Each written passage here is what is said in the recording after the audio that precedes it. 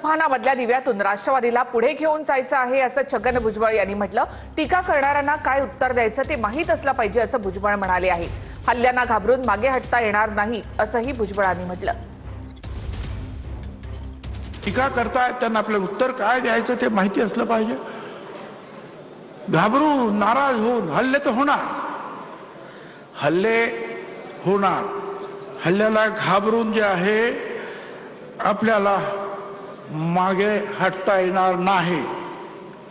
लोकशाहीत वामनदादा कर्डकांनी म्हटलं होतं, हल्ल्यावरती होती हल्ले अभंग मुचे बाले किल्ले, असाच ताठर माथा आमचा जरा न खाली लवे, तुफान वारा पाऊस धारा मुळीच नाम्हा शिवे, तुफानातले दिवे रे आम्ही तुफानातले दिवे।